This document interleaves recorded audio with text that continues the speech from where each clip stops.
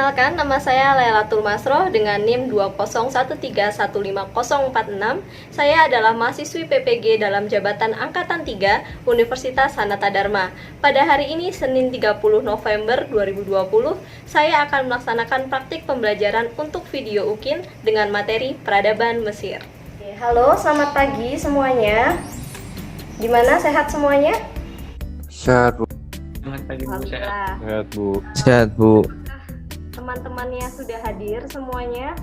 Kalau ada yang belum hadir, mungkin bisa dihubungi di grup kelas supaya hadir dalam kegiatan hari ini. Apakah suara saya sudah cukup jelas? Jelas. Terdengar ya? Jelas, Bu. Terdengar ya? Nah, selama pembelajaran ini saya minta tolong supaya kameranya dihidupkan. Lalu untuk suara yang berkepentingan saja yang di-unmute. Kalau tidak ada kepentingan boleh di-mute supaya tidak mengganggu jalannya proses pembelajaran. Sebelum dimulai, mungkin kita bisa awali kegiatan kita hari ini dengan berdoa. Berdoa akan dipimpin oleh Christian, silakan. Bu Ella dan teman-teman sekalian, marilah kita siapkan hati dan pikiran kita untuk berdoa bersama. Atas nama Bapa dan Putra dan Roh Kudus, amin. Ya Allah, terima kasih atas segala berkat-Mu kepada kami semua sampai pada pagi hari ini. Sekarang kami akan memulaikan pembelajaran, kiranya Engkau dapat memberkati kami dari awal hingga dapat berakhirnya dengan baik. Kami mohon pula seluruh berkat-Mu kepada kami semua, agar kami dapat mengikuti seluruh rangkaian aktivitas kami pada pagi hari ini, juga di hari-hari yang akan datang. Doa ini kami sampaikan kepadamu, demi Kristus Tuhan dan pengantara kami. Amin. Atas nama Bapa dan Putra dan Roh Kudus. Amin. Oke, terima kasih ya Christian. Saya mau share screen dulu, apakah sudah nampak di layar kalian? Kita akan masuk ke materi baru, kita akan membahas hal-hal yang baru. Nah, sebelum dimulai mungkin saya ingatkan dulu untuk mengisi presensi. Ini link presensinya sudah saya siapkan. Tadi di grup kelas juga sudah saya sebarkan, jadi kalian bisa klik dulu, jangan sampai terlambat, karena nanti kalau terlambat, nilai kedisiplinannya akan saya kurangi. Nah, dari apa yang saya tampilkan di layar, kira-kira tahu nggak hari ini kita akan belajar tentang apa? Mengenai Mesir kuno, Bu. Masih dilihat dari petanya juga ya. Jadi hari ini kita akan belajar tentang Mesir kuno. Nah, Mesir itu ada di mana? Kalau kemarin kita kan udah belajar tentang peradaban Mesopotamia. Masih ingat nggak lokasi peradaban Mesopotamia kemarin di mana? Iran, Irak. Di Irak, Iran, sekitar Timur Tengah. Nah, kalau ini cenderung berdekatan karena Timur Tengah dengan Afrika itu kan berdekatan. Nah, jadi Mesir itu adanya di Afrika bagian utara. Jadi nanti kalau kita kaji lebih lanjut tentang peradaban Mesir, sebenarnya ada keterkaitan antara peradaban Mesopotamia dengan peradaban Mesir. Nah, sebelum kita membahas lebih lanjut, mungkin saya ingatkan dulu karena sekarang sedang ada wabah, yaitu wabah corona. Dan kalau kalian yang ada di Malang, kalian pasti tahu informasi terbaru bahwa sekarang Malang memasuki zona merah. Jadi saya ingatkan selalu jangan lupa untuk memakai masker, rajin mencuci tangan, dan juga selalu menjaga jarak.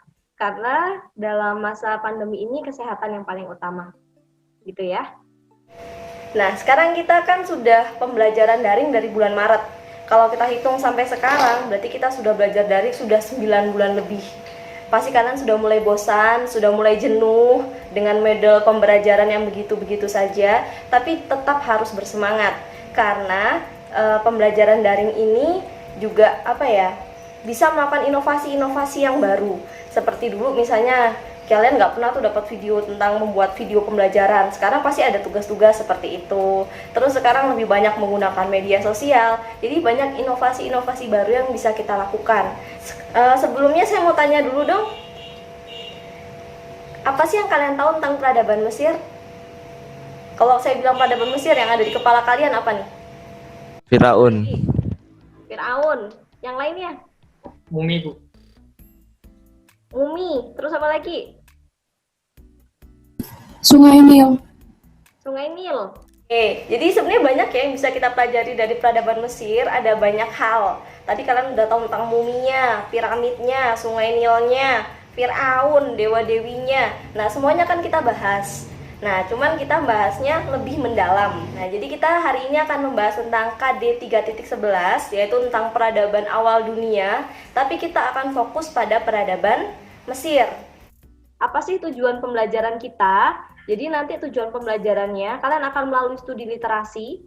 ceramah, diskusi, lalu ada presentasi dan juga penugasan dengan menggunakan model pembelajaran problem based learning. Kalian akan menganalisis kondisi lingkungan, menjelaskan kondisi sosial, perkembangan pemerintahan, peninggalan budaya dari peradaban Mesir, serta nanti kita kaitkan dengan kehidupan kita di masa sekarang. Nah, lalu yang kelima, kalian akan menyajikan hasil analisis tentang peradaban awal dunia serta keterkaitannya dengan peradaban masa kini dari berbagai aspek, boleh lingkungan, hukum, kepercayaan, pemerintahan, sosial dalam bentuk infografis. Serta nanti menumbuhkan nilai disiplin dan multikulturalisme. Itu tujuan pembelajaran kita. Nah, secara umum, materi peradaban Mesir ini nanti kita akan bagi. Karena sejarah Mesir itu panjang, jadi nanti kita akan bagi ke dalam beberapa periode. Yang pertama adalah periode pradinasti atau prasejarahnya mereka. Lalu nanti kita masuk ke periode zaman Mesir tua, lalu kita masuk ke zaman Mesir tengah, lalu ke zaman Mesir baru. Nah, setelah zaman Mesir baru, ini adalah periode transisi. Kenapa disebut periode transisi? Karena sebenarnya budaya Mesir tua itu sudah mulai hilang, digantikan oleh budaya-budaya yang baru. Nah, itu yang akan kita bahas. Sampai sini dulu, ada yang mau ditanyakan nggak? Oke, ini pasti pertanyaan besar buat kalian. Buat apa sih kita belajar tentang peradaban Mesir? Buat apa kita tahu tentang peradaban Mesir? Kalau kalian suka baca berita, beberapa hari yang lalu, tepatnya tanggal 17 November, itu ada sebuah beritanya dari harian Kompas dan juga beberapa media lainnya, tentang penemuan peti mati kuno di Mesir, yang berisi mumi, mulai dari bangsawan sampai dengan pendeta. Artinya apa? Peradaban Mesir itu memang peristiwanya terjadi di masa lampau. Tapi sampai sekarang itu masih dikaji dan masih berkembang. Penemuan mumi ini saja sampai sekarang masih belum bisa dijelaskan. Nah, kalau kalian suatu saat ingin menjadi arkeolog, nah mungkin ini adalah satu pembelajaran yang penting buat kalian.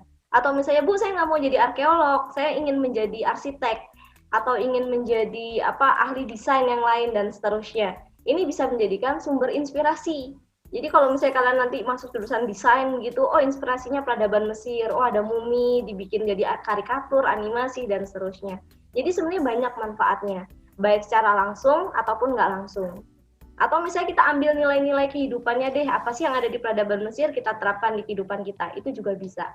Jadi banyak sekali manfaat yang bisa kita dapatkan dari mempelajari peradaban Mesir. Saya menjelaskan dulu untuk penilaian. Jadi seperti biasa, penilaian ada 3, mulai dari kognitif, afektif, dan psikomotor. Untuk kognitif, nanti saya akan mengadakan tes evaluasi melalui Google Form dan juga RBK.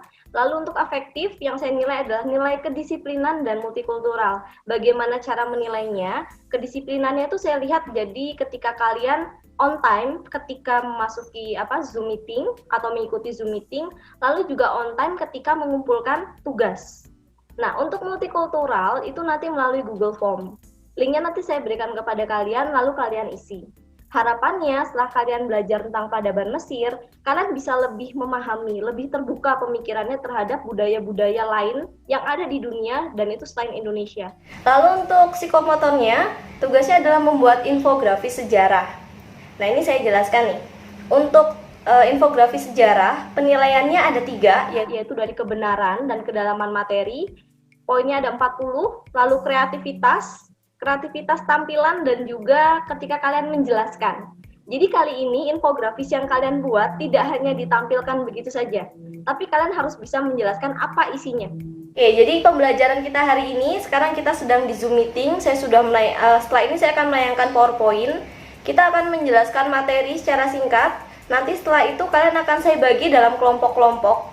Saya punya 3 topik, jadi nanti kalian akan saya bagi ke dalam 3 kelompok. Lalu kalian akan membahas masing-masing topik tersebut. Topiknya ada di LKPD yang sudah kalian download.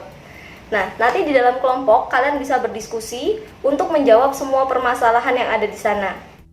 Nanti kalian jangan lupa pilih perwakilan 2 orang dalam setiap kelompok untuk mempresentasikan hasil diskusi kelompoknya. Kemudian ketika kalian presentasi, nanti kelompok yang lain itu bisa bertanya kepada kalian. Jadi silakan kalian bertanya kepada temannya. Nanti kalau presentasinya sudah selesai, itu giliran saya untuk memberikan umpan balik dari semua diskusi yang sudah kalian lakukan. Di sini ada beberapa soal, kalian cukup jawab benar atau salah. Karena cuma mau ngecek seperti apa pengetahuan awal kalian tentang peradaban Mesir. Yang pertama, peradaban Mesir berkembang di sepanjang Sungai Nil, benar atau salah? Benar, Bu, benar. Benar. Jean-François Champollion adalah tokoh yang menemukan batu Rosetta. Salah. Benar atau salah? Salah. Salah. Yang benar? Oke, belum tahu. Nggak apa-apa. Kan ini masih mengetes pengetahuan awal. Kita akan masuk ke materi. Kita akan bahas tentang peradaban Afrika kuno yang ada di lembah Sungai Nil. Di peradaban Afrika itu sebenarnya berkembang di utara dan selatan Afrika, tapi yang paling berkembang pesat itu ada di wilayah utara. Kenapa utara? Karena utara cenderung berdekatan dengan peradaban-peradaban yang lain. Ada peradaban Mesopotamia, ada peradaban Yunani, ada Romawi. Jadi semuanya berdekatan. Makanya kalau kalian ingin berkembang, carilah teman sebanyak-banyaknya. Kalau kalian diam di rumah, sulit untuk mengembangkan diri. Semakin kalian keluar dari zona nyaman kalian bertemu dengan orang-orang, kalian akan semakin cepat untuk berkembang. Jadi sebenarnya sejarah Mesir itu berkembang pesat setelah adanya penemuan kembali. Jadi dulu peradaban Mesir itu sempat hilang. Sempat hilang dalam artian tidak lagi orang-orang tuh memahami atau berusaha belajar tentang peradaban Mesir karena budayanya sudah ditinggalkan. Tapi akhirnya dipelajari kembali, berusaha dibahas kembali, itulah setelah ditemukan yang namanya Rosetta Stone. Rosetta Stone ini sebenarnya sebuah batu biasa, cuman yang istimewa adalah di dalam Rosetta Stone ini ada tulisan, ada huruf, dan ini isinya adalah sebuah cerita. Dan ternyata ceritanya menceritakan tentang peradaban Mesir. Jadi batu ini ditemukannya sebenarnya tidak sengaja. Jadi waktu itu Napoleon Bonaparte itu sedang mengekspansi wilayah Mesir. Alkisah katanya dia kesandung. Terus dia penasaran, ini apa yang bikin kesandung? Dia lihat batunya. Dan ternyata batunya itu adalah bukan batu biasa, tapi ada tulisan di sana. Sehingga dia bawa ke Prancis. Setelah beberapa tahun berusaha dipahami, karena waktu itu huruf di Mesir itu kan huruf kuno, tidak semua orang mengerti. Nah, akhirnya baru tahun 1800 itu berhasil diterjemahkan oleh Jean-François. Tantangan alam yang mereka hadapi itu adalah wilayah mereka itu tandus. Hidup mereka itu bergantung dari yang ada di sungai. Dan memang Sungai Nil ini sangat panjang, dia mengalir dari selatan ke utara. Jadi mata airnya itu ada di pegunungan Kilimanjaro, terus dia mengalir sampai dengan ke utara. Tapi ada satu hal yang bisa mereka pastikan. Sungai Nil ini selalu ada luapan, dan luapannya itu bisa diprediksi antara bulan Juni sampai Oktober. Nah, ketika bulan Juni sampai Oktober inilah mereka akan berusaha memanfaatkan semua luapan aliran sungai. Nah, respon mereka seperti apa? Coba kalian bayangin, kalian hidup di Mesir, terus kondisi wilayahnya seperti itu. Kira-kira respon kalian akan seperti apa? Buat bendungan atau irigasi, Bu? Ya, mirip sama Mesopotamia ya. Jadi memang respon yang mereka lakukan adalah membangun sebuah bendungan. Nah, bendungan mereka itu dibuat di sebuah danau, namanya adalah Danau Meri. Jadi mereka menyimpan semua air atau semua luapan sungai itu di danau tersebut. Dan nanti akan mereka manfaatkan ketika musim kering terjadi. Mereka bagikan lagi kepada penduduknya, ke lahan pertaniannya, supaya mereka bisa tetap hidup. Selain itu, kalau kita lihat dari kondisi lingkungan, kondisi Mesir itu sangat strategis. Nah, ini kan Mesir kuno itu ada di sini ya. Masih ingat nggak kemarin ada peradaban Mesopotamia ada di negara? Iran, Irak. Irak, di sini ya. Cenderung berdekatan. Lalu di sini ada Greece, ada Yunani. Di sini juga ada peradaban. Jadi peradaban Mesir itu berada di antara wilayah-wilayah yang ada di Asia dan juga Eropa. Jadi wilayahnya sangat strategis. Dan zaman dulu sudah ada perdagangan. Perdagangannya antar wilayah. Jadi orang Yunani itu ada juga yang berdagang ke Mesir. Nah, itu yang menyebabkan Mesir berkembang dengan pesat. Karena dia adalah jalur pertemuan antara Asia, Afrika, dan Eropa. Dan ini masih berlangsung sampai dengan sekarang. Kalau kalian tahu, di sini ada sebuah terusan. Ada yang tahu namanya terusan apa? Suez. Terusan Suez. Jadi dengan adanya terusan Suez ini, kapal-kapal dari Eropa itu bisa memangkas waktu pelayaran. Jadi kalau mereka mau ke Asia, kalau dulu kan harus muter ke Eropa sampai Afrika Selatan terus naik lagi ke atas. Sekarang enggak. dengan adanya teknologi yang dibuat oleh negara Inggris pada saat itu, mereka bisa memangkas waktu pelayaran dengan membangun sebuah terusan yang namanya terusan Suez. Dan terusan Suez ini saat ini dikembangkan atau dikelola oleh negara Mesir. Masuk ke periode Mesir, periode sejarah, mereka ada periode pradinasti. Mereka sudah hidup di wilayah Mesir dalam periode yang lama. Bahkan kalau kita kaitkan dengan materi manusia purba tertua juga salah satunya ditemukan di wilayah Afrika, Australopithecus. Jadi mereka sudah hidup di sana dalam periode yang panjang. Mereka sudah mengenal pertanian, mereka sudah bisa mengolah lahan, mereka sudah punya budaya. Saat itu di Mesir terpecah menjadi dua budayanya. Di utara ada budaya Badari, di selatan ada budaya Nakada. Nah, itu penjelasan saya. Selanjutnya kita akan masuk ke zaman Mesir tua. Tapi untuk zaman Mesir tua ini kita akan mulai dalam kita bagi dalam kelompok-kelompok. Saya menyiapkan 3 topik, jadi nanti kalian akan saya bagi ke dalam beberapa kelompok sesuai dengan topik-topik tersebut. Untuk pembagian kelompoknya tadi sudah saya share di grup WA, bisa kalian bacakan dari kelompok mana. Setelah ini saya akan membuat kalian dalam break room, silakan berdiskusi sesuai dengan topik-topik kalian. Jadi setiap topik nanti ada beberapa masalah, kalian bisa lihat di LKPD. Untuk kelompok 1 dan 4 kalian akan membahas tentang zaman Mesir tua. Kelompok 2 dan 5 kalian akan membahas tentang kebudayaan pada zaman Mesir. Lalu kelompok 3 akan membahas tentang sistem pemerintahan pada zaman Mesir tua. Saya harap semua anggota kelompok bisa berpartisipasi secara aktif selama proses diskusi, dan nanti saya akan masuk ke ruangan-ruangan kalian. Sampai sini ada yang mau tanyakan? Oke, kalau tidak ada, kita masuk ke diskusi kelompok. Saya break room ya. Kita lihat dulu aja kali ya. Oh, yang kenapa dia cuma Firaun sama yang pejabat? Tahun doang. Itu karena biaya untuk mumifikasi itu mahal. Terus habis itu cara untuk Apa? proses Cara itu melakukan mumifikasi itu rumit. Terus itu alat-alat yang dibutuhkan tuh kan pasti untuk mengawetkannya itu kan butuh rempah-rempah kayak tanaman-tanaman apa gitu. Gara-gara rempah-rempah itu kan kayak mungkin jarang gitu. Gara-gara kan itu daerah wilayahnya tuh kan kering. Jadi dapat tumbuhan-tumbuhan kayak gitu tuh agak susah. Jadinya yang bisa mayat yang bisa diawetkan itu cuma yang penting-penting aja kayak Firaun, pendeta, apalagi pendeta, pejabat-pejabat yang penting itu. Terus itu juga mereka tuh punya agama, bukan agama sih bilangnya gimana ya? Kayak kepercayaan kalau mereka itu punya tubuh sama jiwa. Pokoknya K sama Ba itu loh. Yang K sama Ba. Nah, Ba itu istilahnya kayak jiwa. K itu kayak kayak rohnya gitu loh. Jadi katanya K itu kalau misalnya orang tuh meninggal, K itu tuh bergabung kembali dengan dewa-dewa. Jadi tuh karena Firaun ini dianggap titisan dewa, jadi K-nya Firaun ini didahulukan untuk bisa bertemu dewa dengan lebih properly. Apa properly itu? Kayak dengan lebih baik gitu loh. Kayak lebih lancar bertemu dengan dewa. itu jawabanku yang pertanyaan itu. Ini lagi bahas soal yang mana nih? bahas yang itu Bu, yang mengapa hanya Firaun, bangsawan dan iman yang dimumifikasi. Oke, masih berdasarkan artikel ya? Oke. Udah dilihat belum artikelnya? Udah, Bu. Oke, silakan dilanjutkan. Ada kesulitan? Tadi saya sekilas mendengarkan jawaban Ruth, dan itu sebenarnya jawabannya sudah tepat sih. Tapi bisa kalian tambahkan dengan faktor yang lain. Kenapa hanya Firaun, bangsawan, dan imam?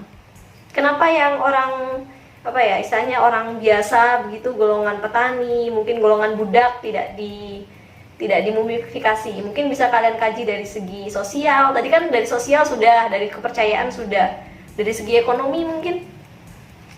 Biayanya yang dibutuhkan banyak. Oke, silakan dilanjutkan diskusinya. Segi sosial. Kalau peradaban Mesir itu kan itu kayak sama kayak hampir mirip-mirip sama Mesopotamia gitu. Ada ada kelas-kelas sosialnya gitu. Nah, kayak yang paling atas tuh apa, paling tengah tuh apa, paling bawah tuh apa gitu. Saya tadi PPT, bentar. Aku lagi nyari di Google, bentar nyari sih Ya ya. wis, nggak apa. Tapi seingatku tuh mesti dulu kan memiliki perbedaan budaya. Mungkin menurut aku makanya juga apa sering berperang sih menurut aku ya. Sehingga kayak sering berperang sehingga kayak apa ya? Akhirnya itu kayak ya menyebabkan sesuatu gitu sehingga kayak dipersatukan sama Flamengo ini.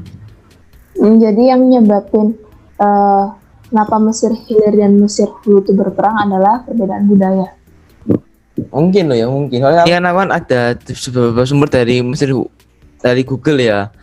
Dari Kilatan News itu Mesir tua ini itu juga zaman abad piramida. Nah, pada zaman ini tuh banyak dibangun piramida besar dulu. Berarti intinya kayak apa kayak gara-gara budayanya itu toh. Biasa kan kerajaan kan pasti minta apa gitu. Kan biasanya kayak sehingga saling berperang sehingga itu akhirnya itu dipersatukan di bawah kekuasaannya Flamengo ini. Kan Ini lagi bahas soal yang mana? yang pertama Bu, apa mengenai pemerintahan Analisis. Mesir tua itu. Iya Bu, saya enggak, apakah benar tak Bu ya? Apa Mesir tua, Mesir ini sama Mesir dulu kan kayak dipersatukan gara-gara budaya. Sehingga saya itu di Google, saya cari di Google itu karena mereka itu sering berperang gitu Bu, sehingga akhirnya itu dipersatukan oleh Mesir Flamengo ini Bu.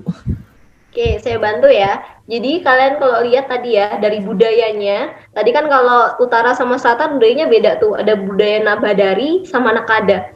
Hasil budayanya berbeda. Itu bisa kalian lihat karena budayanya berbeda. Kecenderungan untuk berbenturan itu sangat besar. Kecenderungan untuk terjadi konflik itu sangat besar. Dan memang sebelum disatukan, mereka sering berperang. Satu sama lain saling berperang. Menes melihatnya tidak begitu. Dia ingin menyatukan. Bagaimana kalau Mesir yang ada di utara dan selatan tuh disatukan? Ya memang sih, karena memang nanti unggul yang utara. Saat pusat pemerintahan di Mesir awal, itu munculnya rata-rata di Mesir bagian utara. Tapi kalau kalian lihat ke periode Mesir Tengah, terus nanti Mesir Baru, itu pusat pemerintahannya semakin mundur ke selatan. Tidak lagi di utara. Nah, itu aja yang saya bantu. Silakan dilanjutkan diskusinya. Nah, kira-kira kenapa ya? Kenapa? Utara kan ada persetujuan kan dia ada peradaban kemajuan dia kan dekat dengan peradaban besar. Kemudian dia mundur ke selatan. Kira-kira kenapa ya kira-kira ya? Ya Bu ya. Masih ada sesuatu di sana Bu. Saya yakin masih ada sesuatu. Jadi emang mereka secara geografis kalau ada di utara itu mudah ya, mudah berdagang itu lebih mudah. Mereka akan mudah sekali untuk diserang. Apalagi nanti serangan fatal itu terjadi ketika mereka diserang oleh bangsa Hyksos. Mereka tidak bisa bertahan. Mesir waktu itu tidak bisa bertahan, akhirnya mereka memutuskan mundur ke selatan. Karena bangsa Hyksos ada di utara. Dan kalau dari segi pertahanan mereka tidak bagus, tidak baik, akan sulit untuk menghadapi serangan dari bangsa-bangsa yang ada di utara. Kan semuanya di utara tuh, Yunani di utara, Mesopotamia juga ada di sekitar utara, bangsa Hyksos ada di utara, Troya juga di utara. Nanti mereka akan memundur ke daerah selatan supaya mereka lebih aman. Seperti itu. Oke, silakan dilanjutkan dulu ya. Saya pindah ke kelompok Ya yang Bu, lain. terima kasih Bu atas ininya. Oke. Terima kasih Bu. Selain Menes, itu juga ada Raja Zofer, Khufu, Chefren, Menkaure. Betul. Aku yakin kamu dari di Google kan? Ada Zoser, Cheops, Chefren, Mekaure, Namanya itu make gelar kan. Jadi gelar. Jadi ya, itu aslinya tuh rumah besar. Jadi gelar itu dari rumah besar. Gitu. Jadi ya bukan Firaun apa sih. Cuman akhirnya para akok ini menganggap bahwa anggap aja dia raja wis. Jangan dia raja Kalian lah. tadi sudah diskusi dalam kelompok masing-masing. Sekarang kita waktunya presentasi. Siapa yang mau presentasi duluan? Kelompok mana? Atau saya yang memilih? Oke, kita mulai dari kelompok tengah.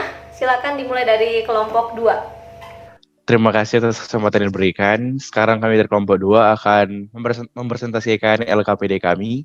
Dan saya ditemani oleh rekan-rekan saya ialah Ruth, Franciscus, dan juga Kimberly. Dan sekarang teman saya akan men-share screen pertanyaan-pertanyaannya. Peninggalan-peninggalan yang muncul yang muncul pada Mesir tua ialah mumifikasi juga piramida. Dan mumifikasi merupakan suatu tradisi dari peradaban ini di mana mereka mengawetkan jenazah untuk memuliakan orang yang sudah meninggal. Dan juga bangunannya terbuat dari batu. Karena kondisi lingkungan yang kering atau tandus, maka bahan baku pembuatan piramida ini pun sangat terbatas, di mana para konstruktor hanya menggunakan bahan-bahan yang ada di sekitar saja, seperti batu kapur yang mereka dapatkan di sekitar sungai. Selanjutnya akan dipresentasikan oleh rekan saya, Ia Larut. Pertanyaan yang selanjutnya, berdasarkan artikel koran Kompas di atas dan sumber belajar lainnya, analisislah alasan mengapa hanya Firaun, bangsawan, dan imam yang dimumifikasi. Yang pertama itu, karena alasan ekonomi, cara untuk memumifikasi dan alat-alat yang dibutuhkan untuk memumifikasi sebuah mayat. Itu kan seperti rempah-rempah, tumbuhan lainnya, sampai air raksa juga digunakan untuk memumifikasi suatu mayat.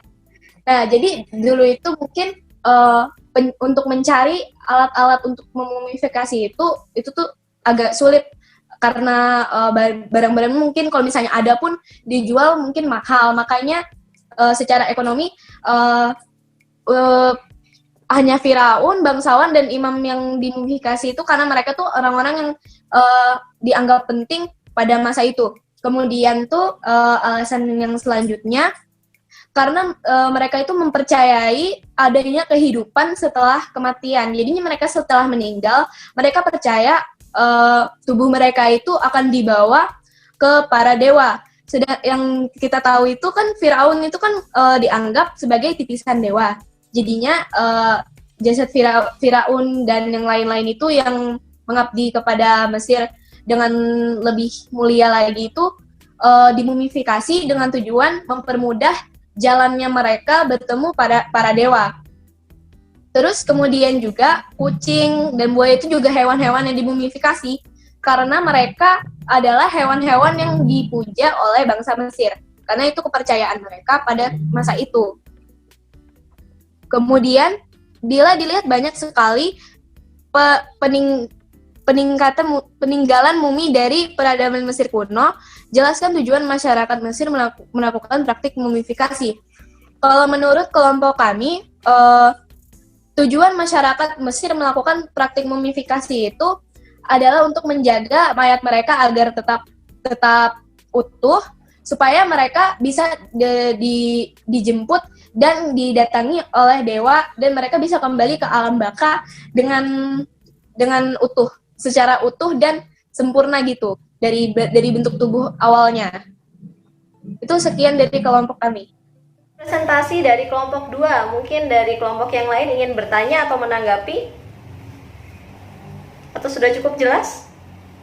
Ini saya memberikan umpan balik ya dari hasil diskusi kelompok 2. Beberapa poin sudah kalian sampaikan dan sudah benar. Jadi seperti bentuk piramid yang seperti limas. Lalu tadi di LKPD kalian, itu saya juga memberikan gambar. Jadi piramid itu sebenarnya awalnya adalah mastaba. Mastaba itu bentuknya seperti pondasi begitu saja, hanya satu tingkat. Kalian bandingkan. Kalian tahu ya gambar piramid di Mesir seperti apa? Ini ada Chichen Itza dari Amerika. Lalu ada Candi Sukuh dari Indonesia. Bentuknya mirip, secara bisa dikatakan ya bentuknya seperti piramid begitu, seperti limas. Nah, yang membedakan adalah tadi udah dijelaskan sama Christian, kondisi lingkungannya berbeda. Efeknya, bahan yang mereka gunakan untuk membuat bangunan keagamaan mereka juga berbeda. Ini cenderung berwarna putih, yang ini berwarna hitam, karena bahannya berbeda. Kalau di Mesir, cenderungnya mereka menggunakan limestone. Limestone itu apa? Limestone itu adalah CaCO3. Oh, tambah nggak tahu lagi nih. Nah, bahasa Indonesianya adalah batu gamping. Kalau nggak tahu batu gamping apa, batu gamping itu sama dengan batu kapur. Nah, salah satu piramid yang paling besar itu adalah piramid Firaun Khufu. Itu terdiri dari 2 juta blok batu kapur. Satu blok batu kapur itu sekitar 2,5 ton. Berarti bisa kita bayangkan kalau mereka bikin piramid dengan 2 juta blok batu kapur, ada berapa ton yang mereka butuhkan untuk menciptakan satu piramid. Oke, itu tambahan saya untuk kelompok 1. Silakan dilanjutkan. Untuk kelompok 2. Sekarang dilanjutkan oleh kelompok 1, silakan mempresentasikan hasilnya. Terima kasih atas kesempatan telah diberikan pada kelompok kami.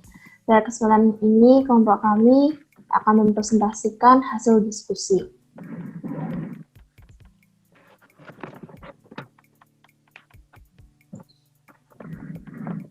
Topik yang akan kami presentasikan adalah pada zaman Mesir tua. Yang pertama, bagaimana awal mula terbentuknya pemerintahan di Mesir tua di bawah kekuasaan Firaun Menes. Jadi, awal mulanya adalah dulu Mesir sudah memiliki banyak perkampungan atau desa-desa. Kemudian desa-desa tersebut melebur menjadi satu sehingga terbentuklah Mones. Apa itu Mones? Mones itu adalah kesatuan dari beberapa desa.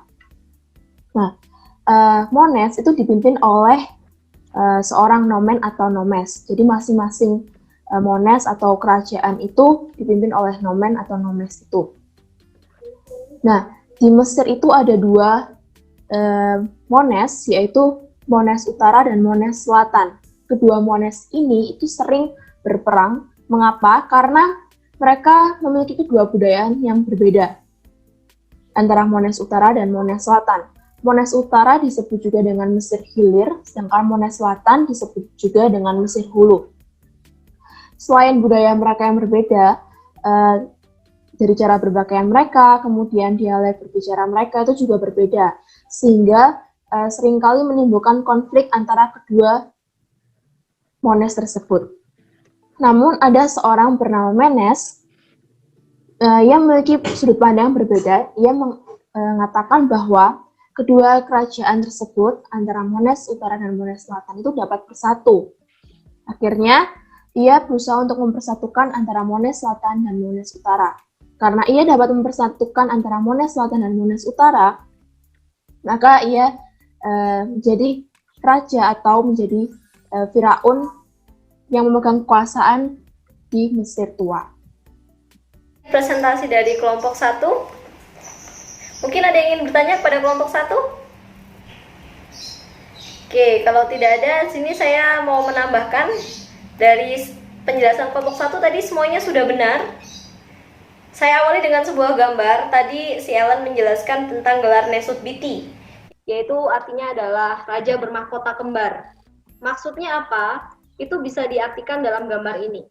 Jadi, dulu di Mesir itu ada crown, mahkota. Nah, mahkota antara Mesir Hulu, Mesir yang ada di utara, dengan Mesir yang ada di selatan itu berbeda. Bentuk mahkotanya berbeda.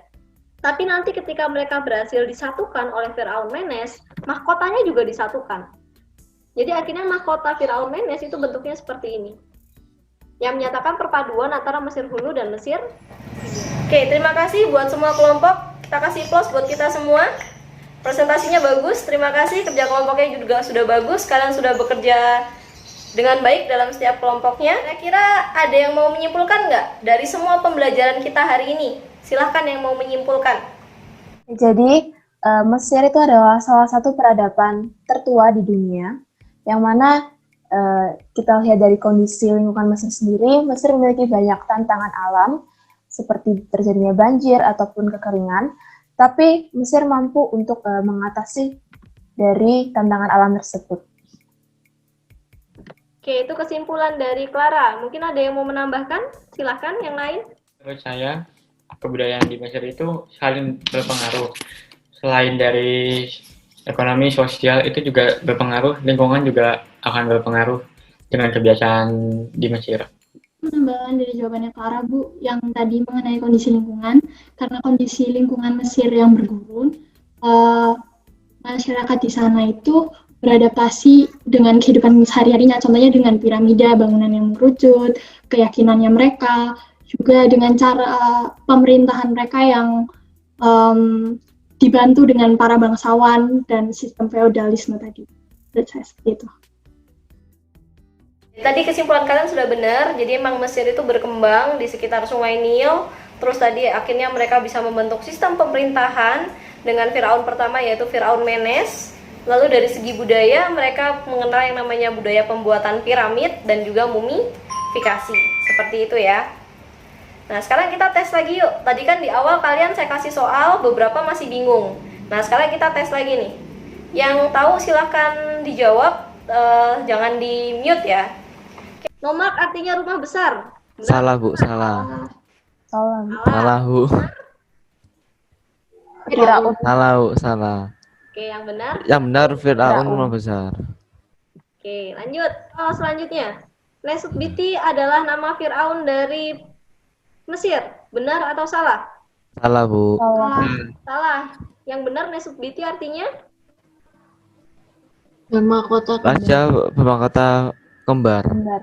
Oke, raja bermahkota kembar. Ini karena Mesir Hulu sama Hilir disatukan. Itu dia semua materi kita hari ini. Nah, sekarang waktunya refleksi. Kira-kira pelajaran apa nih yang bisa kita ambil dari peradaban Mesir dan bisa kita terapkan di kehidupan kita di zaman sekarang? Dari pada Mesir ini kita belajar untuk selalu mengikuti selalu berkembang Bu. Jadi kita harus mengikuti perkembangan zaman Bu. Jadi kita nggak boleh kalah sama perkembangan zaman yang lain Bu. Jason, bahwa melihat dari peradaban Mesir, kita harus menjadi manusia yang bisa terus berkembang ke arah yang lebih baik. Mungkin ada yang ingin menambahkan? Jadi kalau melihat dari Firaun Menes, berarti supaya berkembang supaya dapat berkembang lebih lagi, butuh adanya kerjasama persatuan antar siswa mungkin kalau misalnya di saat ini. Tapi kalau waktu itu kan karena adanya mempersatukan wilayah utara sama selatan, jadi lebih berkembang ke peradabannya. Saya satukan ya dari jawaban Jason sama Rere. Jadi kalau Jason tadi mengarah pada perkembangan, terus dilengkapi oleh Rere, kalau ingin berkembang ke arah yang lebih baik, maka harus ada persatuan. Nah, sekarang kan kalian generasi penerus Indonesia. Nah, harapannya Indonesia ini juga masih harus bisa berkembang ke arah yang lebih baik lagi. Kalian kan calon generasi penerus, calon pemimpin. Nah, harapannya nanti ketika kalian sudah jadi pemimpin di Indonesia, tetap tanamkan jiwa-jiwa persatuan. Jangan saling terpecah belah. Nah, itu refleksi tentang materi pembelajaran. Kalau refleksi tentang pembelajaran sejarah sendiri, ini kan kita sudah mengakhiri semester 1, kita mulai masuk ke semester 2. Kira-kira ada masukan nggak kira-kira untuk pembelajaran sejarah ke depan ingin seperti apa? Mungkin untuk sebelum ulangan, di hari sebelum ulangan gitu dibikinin kuisis latihan soal gitu Bu, kayak waktu PAS kemarin. Kan sebelum ulangan itu ada Zoom untuk mereview materi dan ada tambahan untuk kuisis tadi. Dan saya sarankan untuk video pembelajarannya mungkin bisa diupload di YouTube saja Bu, karena dapat diulang-ulang terus sehingga kami dapat memahaminya lebih lagi Bu. Terima kasih. Kuisis kan ada yang benar atau salah, itu kan kalau misalnya jawabannya salah kan kita nggak tahu yang benar apa, jadi kalau lebih baik ada kunci jawabannya. Jadi ada 3 saran, yaitu ada quizzes sebelum ulangan untuk kalian review materi, lalu ada Zoom juga untuk review materi, serta di quizzes dikasih kunci jawaban, serta video pembelajaran tetap dilaksanakan untuk semester 2. Untuk evaluasi pembelajaran akan saya adakan 3 minggu dari sekarang. Jadi nanti kita akan evaluasi pembelajaran melalui Google Form dan juga RBK. Nah, untuk pertemuan selanjutnya, kita akan belajar tentang zaman Mesir Tengah. Videonya sudah ada, bisa kalian lihat. Jadi nanti pertemuan selanjutnya, kalian bisa belajar di rumah, karena waktunya cuma 1 jam. Jadi silakan tonton video, download LKPD-nya, lalu dikerjakan secara mandiri, baru nanti dikumpulkan melalui RBK, seperti biasanya. Itu saja pembelajaran kita hari ini. Ini saya ada saran, biar kalian nggak bosen malam minggu gitu nonton film God of Egypt. Ini silakan kalian tonton, bisa sambil belajar. Itu saja pembelajaran kita hari ini, mungkin bisa diakhiri dengan doa. Doa akan dipimpin oleh Jason. Silakan. Mari kita ambil sikap berdoa. Teman-teman, mari kita berdoa. Di dalam nama Bapa, Putra dan Roh Kudus. Amin. Ya Bapa kami surga, terima kasih karena Kau telah membimbing kami sama pelajaran. Terima kasih karena telah memberikan kepada kami ilmu-ilmu yang baru dari Bu Ella ya Bapak. Ya Bapak, berkatilah Bu Ella dan keluarganya agar bisa selalu sehat dan agar bisa selalu menyampaikan pembelajaran dengan baik setiap hari ya Bapak. Terima kasih ya Bapak. Terima kasih buat hari ini. Terima kasih karena telah menyertai pembelajaran. Terima kasih ya Bapak. Dalam nama Bapa, Putra dan Roh Kudus. Amin. Oke, terima kasih semuanya. Sampai jumpa pada pertemuan yang selanjutnya. Itulah video praktik pembelajaran untuk UKIN yang saya lakukan. Terima kasih.